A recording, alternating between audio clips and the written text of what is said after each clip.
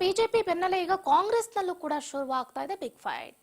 JDS ಆಯ್ತು, BJP ಆಯ್ತು, ಈಗ ಕಾಂಗ್ರೆಸ್ನ ಶರದಿ. ಹಾಗಾದ್ರೆ ಸರದಿ ಏನು, ಯಾವ ತರನಾದಂತ ಕಾರ್ಯತಂತ್ರವನ್ನ ರೂಪಿಸ್ತಾ ಇದ್ದಾರೆ ಅಂತ ಗಮನಿಸೋದಾದ್ರೆ, ಮುಖ್ಯಮಂತ್ರಿ ಸಿದ್ದರಾಮಯ್ಯನವರ ವಿರುದ್ಧ ಹೈಕಮಾಂಡ್ಗೆ ದೂರು ಸಲ್ಲಿಕೆಯಾಗಿದೆ.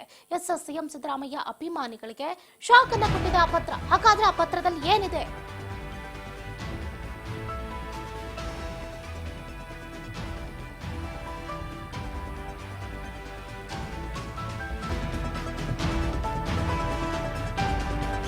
ರಾಜ್ಯ ಅಷ್ಟೇ ಅಲ್ಲದೆ ರಾಷ್ಟ್ರ ಮಟ್ಟದಲ್ಲೂ ಕೂಡ ಬಹಳ ದೊಡ್ಡ ಮಟ್ಟದಲ್ಲಿ ಸದ್ದೋಗದ್ದಲವನ್ನ ಉಂಟು ಮಾಡ್ತಾ ಇರುವಂತದ್ದು ಈ ಪತ್ರ. ಬಿಜೆಪಿ ಆಯ್ತು, ಈಗ ಕಾಂಗ್ರೆಸ್ನಲ್ಲೂ ಕೂಡ ಶುರುವಾಗ್ತಾ ಇದೆ ಫೈಟ್. ಜೆಡಿಎಸ್ನಲ್ಲೂ ಕೂಡ ನಾವು ಈ ರೀತಿಯಾದಂತ ಪತ್ರ ಚಳುವಳಿಯನ್ನ ಗಮನಿಸಿದ್ವಿ, ಬಿಜೆಪಿಯಲ್ಲೂ ಕೂಡ ಗಮನಿಸಿದ್ವಿ. ಈಗ ಕಾಂಗ್ರೆಸ್ನಲ್ಲಿ ಆಗಿಲ್ಲ ಅಂತ ಅಂದ್ಕೊಳ್ತಾ ಇದ್ವಿ. ಈಗ ಕಾಂಗ್ರೆಸ್ನ ಸರದಿಯು ಕೂಡ ಹೌದಾಗಿದೆ. ಅದು ಯಾರ ವಿರುದ್ಧ ಪತ್ರ ಚಳವಳಿಯನ್ನ ಹಮ್ಮಿಕೊಂಡಿದ್ದಾರೆ ಅಂತಂದ್ರೆ, ನೇರವಾಗಿ ಮನೆಯ ಕುಟುಂಬಸ್ಥ ಅಂತಾನೆ ಹೇಳ್ಬೋದು, ಮನೆಯ ಯಜಮಾನ ಅಂತಾನೆ ಹೇಳ್ಬೋದು.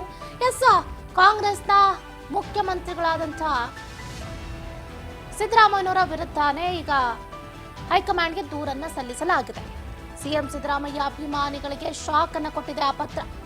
ಅಭಿಮಾನಿಗಳ ಸಮಾವೇಶಕ್ಕೆ ಶುರುವಾಯಿತು ವಿಘ್ನ. ಹಾಸನ ಜಿಲ್ಲೆಯಲ್ಲಿ ಸ್ವಾಭಿಮಾನಿ ಸಮಾವೇಶಕ್ಕೆ ಪ್ಲಾನ್ ಅನ್ನ ಹಾಕೊಳ್ಳಲಾಗಿತ್ತು ಡಿಸೆಂಬರ್ 5ನೇ ತಾರೀಕು. ಈಗ ನೋಡಿದ್ರೆ ಸಿದ್ದರಾಮಯ್ಯನವರ ವಿರುದ್ಧನೇ ದೊಡ್ಡ ಮಟ್ಟದಲ್ಲಿ ಈ ಪತ್ರವನ್ನ ಬರೆಯೋದ್ರ ಮುಖಾಂತರ ಸಿದ್ದರಾಮಯ್ಯನವರಿಗೆ ಮುಖಭಂಗವನ್ನ ಮಾಡ್ತಾ ಇರುವಂತದ್ದು, ಕಾಂಗ್ರೆಸ್ನಲ್ಲಿ ಅಸಮಾಧಾನ ಎದ್ದಿರುವಂತದ್ದು. ವಿಪಕ್ಷಗಳಿಗೆ ಸೆಡ್ಡನ್ನ ಹೊಡೆಯೋದಕ್ಕೆ ತಂತ್ರವನ್ನ ರೂಪಿಸಲಾಗ್ತಾ ಇತ್ತು ಡಿಸೆಂಬರ್ 5ನೇ ತಾರೀಕು ಹಾಸನದಲ್ಲಿ. ಆದ್ರೆ ಏನ್ ಮಾಡೋದು ನೋಡಿ, ಗಮನಿಸ್ತಾ ಇದ್ದೀರಾ. ಈಗಾಗಲೇ ಪತ್ರದಲ್ಲಿ ಸಿಎಂ ಸಿದ್ದರಾಮಯ್ಯನವರ ವಿರುದ್ಧ ಏನೇನೆಲ್ಲ ಉಲ್ಲೇಖ ಆಗಿದೆ. ಅದರಲ್ಲೂ ಮುಖ್ಯವಾಗಿ ಈಗ ಸಿದ್ದರಾಮಯ್ಯನವರು ಮೂಡಾ ಪ್ರಕರಣದಲ್ಲಿ ಸಿಲುಕಾಕೊಂಡಿದ್ದಾರೆ. ಆ ಪ್ರಕರಣದಲ್ಲಿ ಅದರಿಂದ ಆಚೆ ಬಂದ್ರೆ ಸಾಕಪ್ಪ ಅಂತ ಅಂದ್ಕೊಳ್ತಿದ್ದಾರೆ. ಈ ಸಂದರ್ಭದಲ್ಲಿ ಸಿದ್ದರಾಮಯ್ಯನವರ ವಿರುದ್ಧನೇ ಪತ್ರ ಚಳವಳಿಯನ್ನ ಹಮ್ಮಿಕೊಳ್ಳಲಾಗಿದೆ. ಅದು ಸಿದ್ದರಾಮಯ್ಯನವರಿಗೆ ನುಂಗಲಾರದ ತುತ್ತಾಗಿದೆ. ಒಂದು ಕಡೆ ಉಪಚುನಾವಣೆಯಲ್ಲಿ ಗೆದ್ದಂತಹ ಸಂತಸ, ಮತ್ತೊಂದು ಕಡೆ ಮೂಡಾ ಸೈಟ್ ಫೈಟ್ನಲ್ಲಿ ಸಿಲುಕಾಕೊಂಡು ಒದ್ದಾಡ್ತಾ ಇರೋದು ಇನ್ನೊಂದು ಕಡೆ. ಈ ಸಂದರ್ಭದಲ್ಲೇ ನಮ್ಮವರೇ ನಮಗೆ ಬೆನ್ನಿಗೆ ಚೂರಿ ಆಗ್ತಾರೆ ಅನ್ನೋದಕ್ಕೆ ಇದು ಒಂದು ಎಕ್ಸಾಂಪಲ್ ಅಂತಾನೆ ಹೇಳ್ಬೋದು. ವಿಪಕ್ಷಗಳ ಹೋರಾಟದಿಂದ ಬೆಂಡಾಗಿದ್ದಂತಹ ಕಾಂಗ್ರೆಸ್ಗೆ ಏನು ಉಪಚುನಾವಣೆಗೆ ಅಚ್ಚರಿಯ ಒಂದು ಫಲಿತಾಂಶ ಬಂತು. 3ಕ್ಕೆ 3ರಲ್ಲೂ ಕೂಡ ಗೆದ್ದು ಬೀಗಿದ್ರು. ಸೊ ಆ ಉತ್ಸಾಹ ಇನ್ನೇನು ಇದೆ ಅನ್ನೋಷ್ಟರಲ್ಲೇ ಇದೀಗ ಸಿದ್ದರಾಮಯ್ಯನವರಿಗೆ ಮತ್ತೊಂದು ಶಾಕ್ ಎದುರಾಗಿದೆ.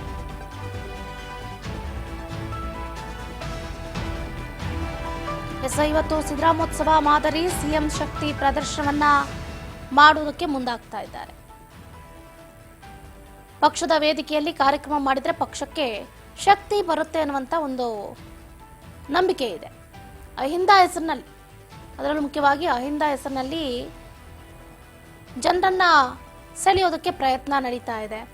ಇದು ಚುನಾವಣೆ ಆಯಿತು, ಯಾಕೆ ಈಗ ಅಂತಂದ್ರೆ, ಚುನಾವಣೆ ಆಗ್ಲಿ ಬಿಡ್ಲಿ, ತಮ್ಮ ತಮ್ಮ ಕೆಲಸವನ್ನ ತಾವು ಮಾಡಿದ್ರೆ ಉತ್ತಮ ಅಂತ ಹಾಸನದಲ್ಲಿ ಬೃಹತ್ ಸಮಾವೇಶವನ್ನ ನಡೆಸೋದಕ್ಕೆ ಮುಂದಾಗಿತ್ತು. ಡಿಸೆಂಬರ್ 5ನೇ ತಾರೀಕು ಏನು ಪಕ್ಷ ಸರ್ಕಾರವನ್ನ ಹೊರತುಪಡಿಸಿ ಅಭಿಮಾನಿಗಳಿಂದಲೇ ಸಮಾವೇಶವನ್ನ ನಡೆಸೋದಕ್ಕೆ ತೀರ್ಮಾನವನ್ನ ಕೈಗೊಂಡಿದ್ರು. ಆದ್ರೆ ಈಗ ನೋಡಿ, ಆ ಖುಷಿ ಅಷ್ಟರ ಮಟ್ಟಿಗೆ ಇಲ್ಲ. ಯಾಕಂದ್ರೆ ಸಿದ್ದರಾಮಯ್ಯನವರ ವಿರುದ್ಧವಾಗಿಯೇ ಈಗ ಸ್ವಪಕ್ಷದಲ್ಲೇ ಒಂದು ರೀತಿಯಾದಂತಹ ಬೇಗುದಿ ಎದ್ದಿದೆ. ನೇರವಾಗಿ ಎಐಸಿಸಿ ಅಧ್ಯಕ್ಷ ಮಲ್ಲಿಕಾರ್ಜುನ್ ಖರ್ಗೆ ಅವರಿಗೆ ಪತ್ರವನ್ನ ಬರೆಯೋದ್ರ ಮುಖಾಂತರ ಸಿಎಂ ಸಿದ್ದರಾಮಯ್ಯನವರ ವಿರುದ್ಧ ಗುಡುಕ್ತಾ ಇದ್ದಾರೆ. ವಾಲ್ಮೀಕಿ ನಿಗಮ ಹಗರಣ, ಮೂಡಾ ಹಗರಣ, ವಕ್ಫ್ ವಿವಾದ, ರೇಷನ್ ಕಾರ್ಡ್ ರದ್ದು ಜಟಾಪಟಿ, ಅಬಕಾರಿ ಲಂಚ, ಹೀಗೆ ಸಾಲು ಸಾಲು ಆರೋಪಗಳು ಕಾಂಗ್ರೆಸ್ ವಿರುದ್ಧ ಕೇಳಿ ಬರ್ತಾ ಇದೆ. ವಿಪಕ್ಷಗಳ ಹೋರಾಟದಿಂದ ಬೆಂಡಾಗಿದ್ದಂತಹ ಕಾಂಗ್ರೆಸ್ ಸರ್ಕಾರಕ್ಕೆ ಚುನಾವಣಾ ಫಲಿತಾಂಶ ಒಂದಷ್ಟು ಭರವಸೆಯನ್ನ ಕೊಟ್ಟಿದೆ.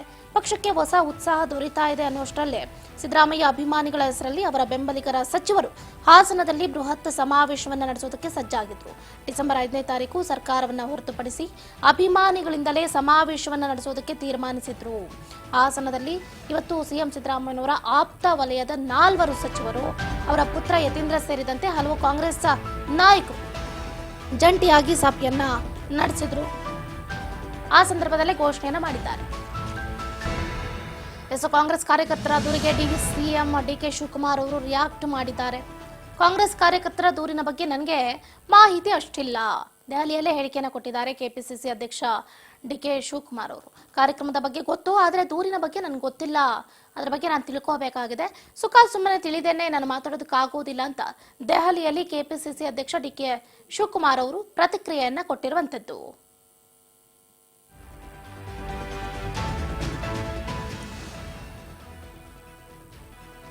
ಸೊ ಅದ್ರ ಬಗ್ಗೆ ದೆಹಲಿಯಲ್ಲಿ ಮಾತಾಡಿದ್ದಾರೆ ಡಿಕೆ. ಏನ್ ಮಾತಾಡಿದ್ರು ಹಾಗಾದ್ರೆ ಕೇಳ್ತಾ ಹೋಗೋಣ. ಕೊಟ್ಟಿದ್ದಾರೆ ಅಂತ ಅವ್ರು ನನ್ನ ಗಮನಕ್ಕೆ ತಂದಿದ್ದಾರೆ. ಮಿಕ್ಕಿದ್ ನಾನು ಇರಲಿಲ್ಲ, ನಾನು ಅವರು ಭೇಟಿ ಮಾಡಿ 3-4 ದಿನ ಆಯಿತು. ನಾನು ಬಂದೆ ಇಲ್ಲಿ 3 ದಿನ ಆಯಿತು. ನನಗೆ ಗೊತ್ತಿದೆಯಲ್ಲ, ಪಾರ್ಟಿ ಯಾವತ್ತೂ ಪ್ರೆಸೆನ್ಸ್ ಇದ್ದೇ ಇರ್ತದೆ. ಅಂದ್ರೆ ಪಕ್ಷದ ಚಿಹ್ನೆಯಲ್ಲಿಲ್ಲ, ಪಕ್ಷದ ವೇದಿಕೆಯಲ್ಲಿ ಪಕ್ಷದ ಕಾರ್ಯಕ್ರಮ ನಡೀತಾ ಇದೆ ಅನ್ನೋದಕ್ಕೆ ಯಾವುದೇ ರೀತಿಯಾದಂತ ಇದು ಕಾಣ್ತಾ ಇಲ್ಲ. ಬರೀ ಒಂದು ವ್ಯಕ್ತಿ ಪೂಜೆ ತರ ಆಗ್ತಾ ಇದೆ ಅನ್ನೋ ಒಂದು ಪತ್ರದಲ್ಲಿ ಒಕ್ಕಣೆ ಇದೆ. ನನಗೆ ಅದು ಮಾಹಿತಿ ಇಲ್ಲ, ನನಗೇನು ಗೊತ್ತಿಲ್ಲ. ಬಟ್ ನನಗೆ ಚೀಫ್ ಮಿನಿಸ್ಟರ್ ತಿಳಿಸಿದ್ದಾರೆ, ಆ ಕಾರ್ಯಕ್ರಮ ಈ ರೀತಿ ಇವರೆಲ್ಲ ಮಾಡಕ್ಕೆ ಹೊರಟಿದ್ದಾರೆ ಅಂತ ಅವ್ರು ನನ್ನ ಗಮನಕ್ಕೆ ತಂದಿದ್ದಾರೆ. ಮಿಕ್ಕಿದ್ ನಾನು ಇರಲಿಲ್ಲ, ನಾನು ಅವರು ಭೇಟಿ ಮಾಡಿ 3-4 ದಿನ ಆಯಿತು. ನಾನು ಬಂದೆ ಇಲ್ಲಿ 3 ದಿನ ಆಯಿತು. ನನಗೆ ಗೊತ್ತಿದೆಯಲ್ಲ, ಪಾರ್ಟಿ ಯಾವತ್ತೂ ಪ್ರೆಸೆನ್ಸ್ ಇದ್ದೇ ಇರ್ತದೆ.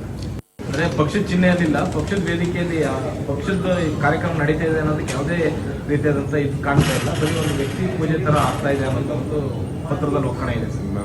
ನನಗೆ ಅದು ಮಾಹಿತಿ ಇಲ್ಲ, ನನಗೇನು ಗೊತ್ತಿಲ್ಲ. ಬಟ್ ನನಗೆ ಚೀಫ್ ಮಿನಿಸ್ಟರ್ ತಿಳಿಸಿದ್ದಾರೆ, ಆ ಕಾರ್ಯಕ್ರಮ ಈ ರೀತಿ ಇವರೆಲ್ಲ ಮಾಡಕ್ಕೆ ಹೊರಟಿದ್ದಾರೆ ಅಂತ ಅವ್ರು ನನ್ನ ಗಮನಕ್ಕೆ ತಂದಿದ್ದಾರೆ. ಮಿಕ್ಕಿದ್ ನಾನು ಇರಲಿಲ್ಲ, ನಾನು ಅವರು ಭೇಟಿ ಮಾಡಿ 3-4 ದಿನ ಆಯಿತು. ನಾನು ಬಂದೆ ಇಲ್ಲಿ 3 ದಿನ ಆಯಿತು. ನನಗೆ ಗೊತ್ತಿದೆಯಲ್ಲ, ಪಾರ್ಟಿ ಯಾವತ್ತೂ ಪ್ರೆಸೆನ್ಸ್ ಇದ್ದೇ ಇರ್ತದೆ. ಅಂದ್ರೆ ಪಕ್ಷದ ಚಿಹ್ನೆಯಲ್ಲಿಲ್ಲ, ಪಕ್ಷದ ವೇದಿಕೆಯಲ್ಲಿ ಪಕ್ಷದ ಗಮನಿಸ್ತಾ ಇದ್ರೆ ಈಗಾಗಲೇ ಡಿಸಿಎಂ ಡಿಕೆ ಶಿವಕುಮಾರ್ ಕೂಡ ಇದರ ಬಗ್ಗೆ ಹೇಳಿಕೆಯನ್ನು ಕೊಟ್ಟಿದ್ದಾರೆ. ಹಾಸನ ಜಿಲ್ಲೆಯಲ್ಲಿ ಸ್ವಾಭಿಮಾನಿ ಸಮಾವೇಶಕ್ಕೆ ಪ್ಲಾನ್ ಅನ್ನು ಹಾಕೊಳ್ಳಲಾಗ್ತಾ ಇತ್ತು. ಈಗ ನೋಡಿದ್ರೆ ನಿಮ್ಮ ಒಳಗಡೆನೆ ಈ ರೀತಿಯಾದಂಥ ಒಳಬೇಕುದೇ ಹೆಚ್ಚಾಗಿದೆ. ನೇರವಾಗಿ ಹೈಕಮಾಂಡ್ಗೆ ಪತ್ರವನ್ನು ಬರೆದಿದ್ದಾರೆ. ಇದ್ರ ಬಗ್ಗೆ ಏನು ರಿಯಾಕ್ಟ್ ಮಾಡ್ತೀರಾ ಅಂತಂದ್ರೆ, ಸೊ ಕಾರ್ಯಕ್ರಮದ ಬಗ್ಗೆ ನನಗೆ ಗೊತ್ತಿತ್ತು, ನೇರವಾಗಿ ಮುಖ್ಯಮಂತ್ರಿಗಳೇ ನನಗೆ ತಿಳಿಸಿದ್ರು. ಬಟ್ ಈ ದೂರಿನ ಬಗ್ಗೆ ನನಗೆ ಗೊತ್ತಿಲ್ಲ. ಯಾಕಂತಂದ್ರೆ 25 ವರ್ಷಗಳ ಹಿಂದೆ ಸಿದ್ದರಾಮಯ್ಯನವರಿಗೆ ಶಕ್ತಿಯನ್ನ ತುಂಬಿದಂತಹ ಹಾಸನ ಇದು. ಈ ಹಾಸನದಲ್ಲಿ ಅಹಿಂದ ಸಮಾವೇಶವನ್ನ ನಡೆಸಿ ಸಿದ್ದರಾಮಯ್ಯನವರಿಗೆ ಮತ್ತೊಮ್ಮೆ ಶಕ್ತಿ ತುಂಬಬೇಕು ಅನ್ನೋದು ನಮ್ಮ ಆಶಯ ಕೂಡ ಆಗಿತ್ತು. ಬಟ್ ಹಾಸನದ ನೆಲದಲ್ಲಿ ಹಾಸನ, ಮಂಡ್ಯ, ಮೈಸೂರು, ಚಾಮರಾಜನಗರ, ಕೊಡಗು, ಮೈಸೂರು, ಚಿಕ್ಕಮಗಳೂರು ಜಿಲ್ಲೆಯ ಜನರನ್ನ ಸೇರಿಸಿ ಸಿದ್ದು ಸ್ವಾಭಿಮಾನಿ ಸಮಾವೇಶವನ್ನ ನಡೆಸೋದಕ್ಕೆ ನಾವು ತೀರ್ಮಾನವನ್ನ ಕೈಗೊಂಡ್ವಿ. ನೋಡ್ತೀವಿ ಇದೇನಾಗಿದೆ ಏನು ಅನ್ನೋದನ್ನ ನಾನು ಹೋಗಿ ತಿಳ್ಕೊಂಡು ಮಾತಾಡಬೇಕಾಗುತ್ತೆ. ಸುಮ್ಮನೆ ನಾನು ರಿಯಾಕ್ಟ್ ಮಾಡೋದು ಸರಿ ಇಲ್ಲ ಅಂತ ಡಿಸಿಎಂ ಡಿಕೆ ಶಿವಕುಮಾರ್ ಅವರು ಹೇಳಿಕೆಯನ್ನು ಕೊಟ್ಟಿದ್ದಾರೆ.